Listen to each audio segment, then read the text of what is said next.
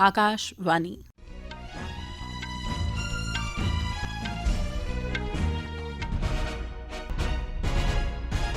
खबरां श्रुति खजूरिया कोला।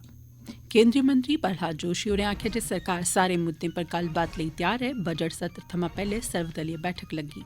केंद्रीय गृह ते सहकारिता मंत्री अमित शाह होरें नमीं दिल्ली च सारे राज्य ते केंद्र शासित प्रदेशें दे कृषि ते ग्रामीण विकास बैंकें ते सहकारी समितिएं दे रजिस्ट्रार सरबंधी कंप्यूटरीकरण परियोजना दी शुरुआत कीती।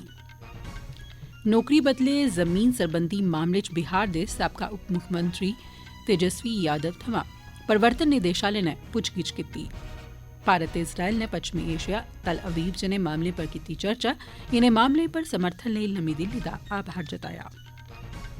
राष्ट्र अज्ज राष्ट्रपिता महात्मा गांधी होरें गी उंदी 76वीं पुण्यतिथि पर उनेंगी श्रद्धांजलि भेंट करा'रदा ऐ ते केंद्रीय राज्यमंत्री अजय भट्ट होरें आखेआ जे भारत 2047 तगर तकनालोजी स्हाबै ते एह्दे इस्तेमाल च विश्व गुरु होग। खबरां तफसील कन्नै। संसद दा बजट इजलास कल्लै थमां शुरू होआ'रदा ऐ। सत्र दी शुरुआत राष्ट्रपति द्रौपदी मुर्मू हुंदे अभिभाषण कन्नै होग। वित्त मंत्री निर्मला सीतारमण होर वीरवारें अंतरिम बजट पेश करङन। एह् सत्र 9 फरवरी तगर चलग। सत्र थमां पैह्ले सरकार नै दौनें सदनें गी सुचारू ढंगै सिर चलाने लेई सर्वदलीय बैठक सद्दी।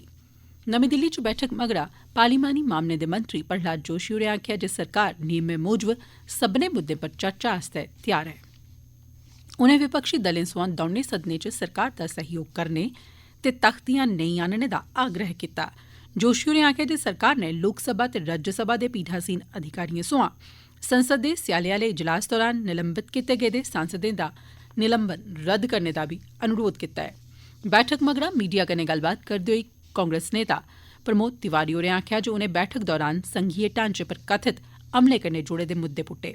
उनें आखेआ जे कांग्रेस ते केईं विपक्षी दल औंदे सत्र दौरान मुल्ख च बेरोजगारी, महंगाई ते बधदे कर्ज दा मुद्दा पुट्टङन।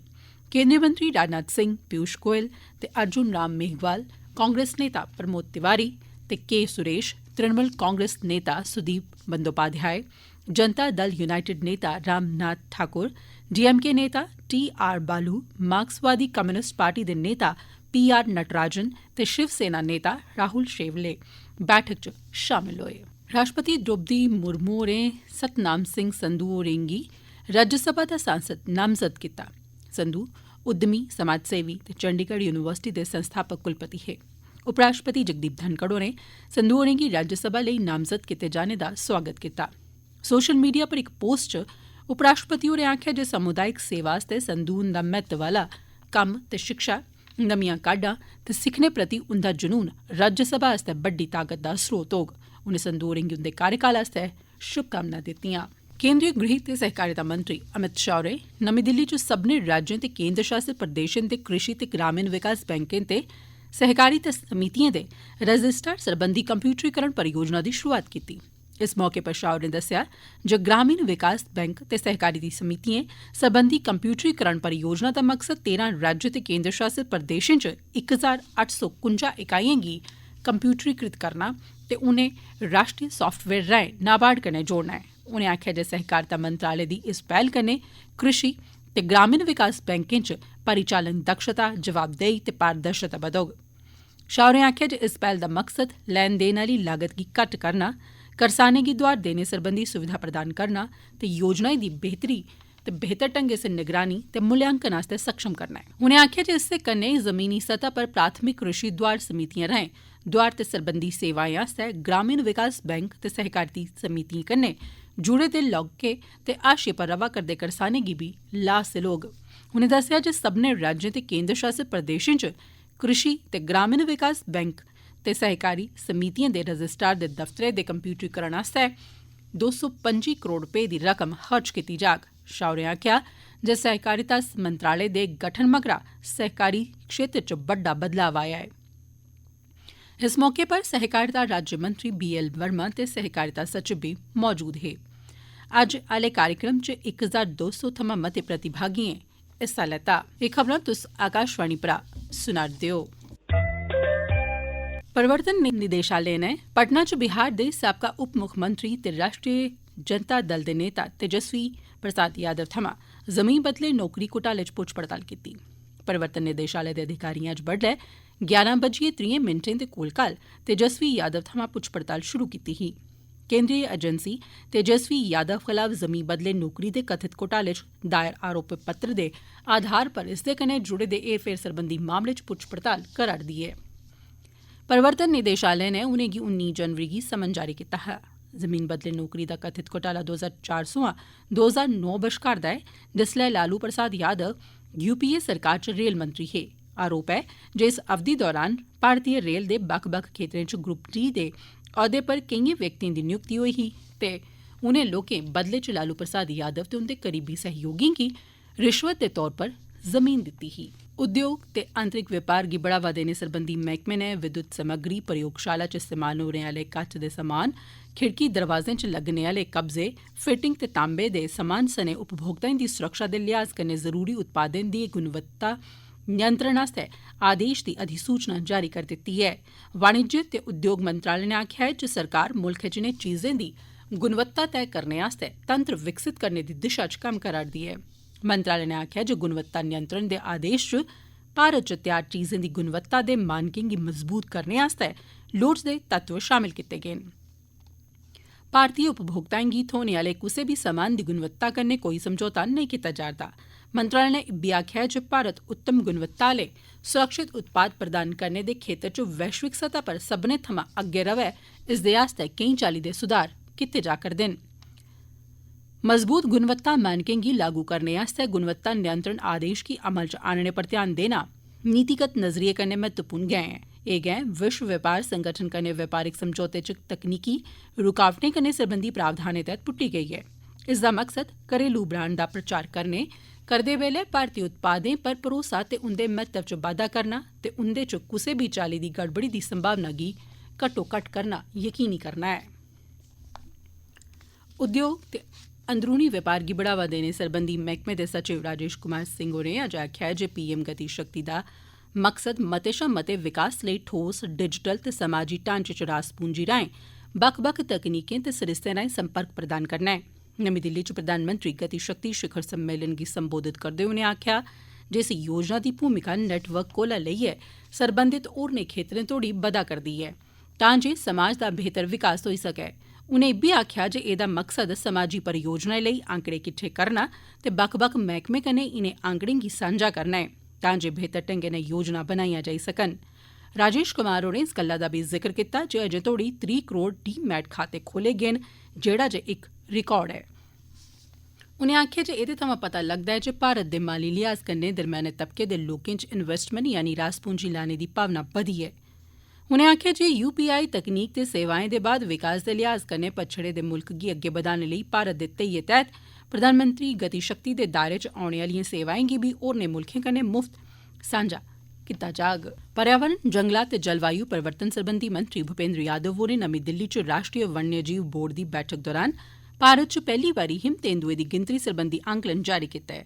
भारत च हिम तेंदुएं दी स्थिति पर अपनी चाल्ली दा एह् पैह्ला वैज्ञानिक अभ्यास ऐ। रिपोर्ट च आखेआ गेआ ऐ जे भारत च 718 हिम तेंदुए मौजूद न, जिंदे च सब्भनें थमां मते 477 लद्दाख च मौजूद न। इसदे मगरा उत्तराखंड, हिमाचल प्रदेश, अरुणाचल प्रदेश, सिक्किम ते जम्मू कश्मीर ऐ। इजराइल नै भारत दी दोस्ती ते इसदे समर्थन प्रति अपना आभार जाहिर कीता ऐ। इजराइल नै भारत कन्नै क्षेत्रीय सुरक्षा ते खतरें पर चर्चा कीती। इस दौरान पच्छम एशिया कन्नै भारत गी जोड़ने आह्ली क्षेत्रीय परियोजनाएं ते नौ परिवहन दी सुरक्षा शामल ऐ। इजराइल दे विदेश मंत्री इजराइल काट्ज होरें सोशल मीडिया दी इक पोस्ट च आखेआ जे उंदी भारत दे विदेश मंत्री डाक्टर एस जयशंकर हुंदे कन्नै सकारात्मक गल्लबात होई ऐ। मंत्री होरें गल्लबात गी सकारात्मक करार दित्ता। इस दौरान पच्छम एशिया, तल अवीब जनेह मामले पर व्यापक विचार विमर्श कीता गेआ। जम्मू कश्मीर दे कठुआ जिले च सुरक्षाबलें अज्ज 2 विस्फोटकें दा पता लाइयै उनेंगी नाकारा करी दित्ता ऐ। अधिकारिक सूत्रें मूजब किश मुकामी लोकें पुलस ते सीमा सुरक्षा बल बीएसएफ गी जानकारी दित्ती जे अंतर्राष्ट्रीय बन्ने कोल कोई 2 किलोमीटर दे छिंडे पर हीरानगर तहसील दे शेरपुर इलाके च इक पैकेट च किश संदिग्ध समेयान पेदा ऐ। बम्ब नकारा करने आह्ले माहिरें दा इक दस्ता लेइयै सुरक्षाबल उत्थै पुज्जे, पैकेट गी अपने कब्जे च लैता ते उसी सुरक्षित ढंगै कन्नै नाकारा करी दित्ता। कठुआ दे अतिरिक्त पुलस सुपरिटेंडेंट होरें मीडिया गी जानकारी दित्ती जे विस्फोटक आईडी हे जेह्ड़े इक पुलै कश छपैलियै रखे गेदे हे। एह् खबरां तुस आकाशवाणी परा सुना' रदे ओ। समूलचा मुल्ख अज्ज राष्ट्रपिता महात्मा गांधी होरें गी उन्दी 76वीं बरसी दे मौके पर श्रद्धांजलि भेंट करा'रदा ऐ। राष्ट्रपति द्रौपदी मुर्मू होरें महात्मा गांधी होरें गी श्रद्धांजलि देने च राष्ट्र दी अगुवाई कीती। राष्ट्रपति द्रौपदी मुर्मू होरें उपराष्ट्रपति जगदीप धनखड़, प्रधानमंत्री नरेंद्र मोदी, रक्षा मंत्री राजनाथ सिंह, रक्षा राज्य मंत्री अजय भट्ट, सेना प्रमुख जनरल मनोज पांडे, नौसेना प्रमुख एडमिरल आर हरिकुमार, वायु सेना प्रमुख air chief marshal B R Chaudhari ते होर केई सीनियर अफसरें महात्मा गांधी हुंदी समाधि राजघाट पर जाइयै उनेंगी पुष्पांजलि भेंट कीती। इस मौके पर उत्थे इक सर्वधर्म सभा प्रार्थना सभा दा सरिस्ता कीता गेआ। इस मौके पर 2 मिंटें दा मौन रखियै उनेंगी श्रद्धांजलि बी भेंट कीती गेई। एह् दिन शहीद दिवस दे तौर पर बी मनाया जंदा ऐ। अज्जै दे रोज 1948 च महात्मा गांधी हुंदी हत्या होई गेई ही।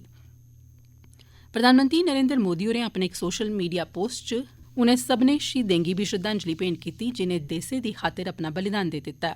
उनें आखेआ जे शहीदें दियां कुर्बानियां हर कुसै गी लोकें दी सेवा करने ते राष्ट्र लेई उंदे नजरिये ते सुखने गी सच करने दी प्रेरणा दिंदियां न।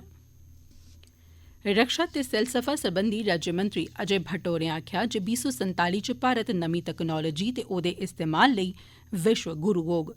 Centre for development of telematics दे दिल्ली कैंपस दे दौरे दौरान श्री भट्ट होरें C.डॉट ते रक्षा बलें बश्कार आपूं च सहयोग दा आह्वान कीता तां जे रक्षा खेतर लेई सुरक्षित हीले ते उपाऽ विकसित कीते जाई सकन। उनें आखेआ जे C.डॉट रक्षा खेतर च स्वदेशी होने ताईं इक हिस्सा होई सकदा ऐ ते रक्षा खेतर च दूरसंचार ते साइबर सुरक्षा दे बदलाव लेई इक अहम भूमिका निभाई सकदा ऐ। C.डॉट दे अनुसंधान ते विकास सरबंधी प्रयासें दी बी उनें सराहना कीती। जम्मू कश्मीर च श्री माता वैष्णो देवी जी दी यात्रा दे मगरा शिवखोड़ी दुए नंबर पर ऐसी धार्मिक थाह्र ऐ जित्थै मुल्ख भरै थमां बड़ी बद्द गिनतरी च लोक यात्रा लेई औंदे न। इत्थै श्रद्धालुएं दी सुविधा लेई होर दुईयां सुविधां उपलब्ध करोआने दे कन्नो कन्नी वैष्णो देवी कटड़ा थमां शिवखोड़ी तोड़ी हेलीकाप्टर सेवा शुरू करने गितै जतन कीते जा करदे न। रियासी दे जिला विकास कमिशनर जेह्ड़े श्री शिवखोड़ी श्राइन बोर्ड दे उपप्रधान बी हैन होरें आखेआ जे एह्दे लेई उत्थै हेलीपैड ते होर दुईयां ढांचागत सुविधां ते राबता शिड़क जनेहियां तैयारियां लगभग मुकम्मल होने आह्लियां न ते मेद ऐ जे एह् सेवा तौले गै शुरू होई जाग। जम्मू कश्मीर दे उपराज्यपाल मनोज सिन्हा ते लद्दाख दे उपराज्यपाल ब्रिगेडियर रिटायर्ड बी.डी. मिश्रा होरें अज्ज खेलो इंडिया विंटर गेम्स 2024 लेई लोगो ते शुभांकर जारी कीता। इस मौके उपराज्यपाल मनोज सिन्हा होरें युवा मामले ते खेड्ड मंत्रालय भारत सरकार गी ममारखां दित्तियां ते खडारिएं, अधिकारिएं ते आयोजक कमेटी दे मिंबरें गी शुभकामनां दित्तियां। उपराज्यपाल होरें खेलो इंडिया विंटर गेम्स बर्फू आह्लियें प्हाड़ियें उप्पर खेड्ड हिम्मत ते खेड्डें सरबंधी जज्बे ते खडारिएं गी मान प्रदान करदा ऐ। उनें आखेआ जे बर्फू च रौह्ने आह्ले चित्रे आह्ला शुभांकर हिमालय दी कुदरती विरासत ऐ ते सरकार दा जंगली जीवन गी संरक्षित करने दे ध्येइये गी एह् दर्शांदा ऐ। उपराज्यपाल मनोज सिन्हा होरें अज्ज LG मुलाकात दौरान नागरिकें कन्नै गल्लबात कीती ते उंदे मसले ते शकैतें गी सुनेआ। किश मसलें गी मौके पर गै हल करी दित्ता गेआ ते किश मुद्दें गी समें सिर पारदर्शिता कन्नै हल करने दे मुतलका अफसरें गी निर्देश जारी कीते गे।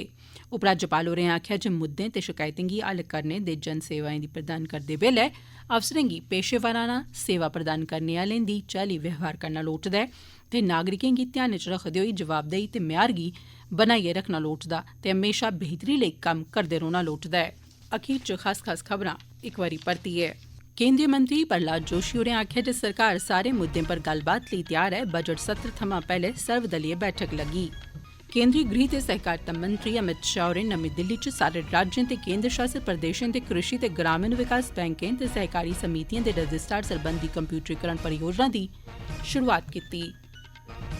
नौकरी बदले जमीन सरबंधी मामले च बिहार दे साबका उप मुक्खमंत्री तेजस्वी यादव थमां प्रवर्तन निदेशालय नै पुच्छगिच्छ कीती ऐ।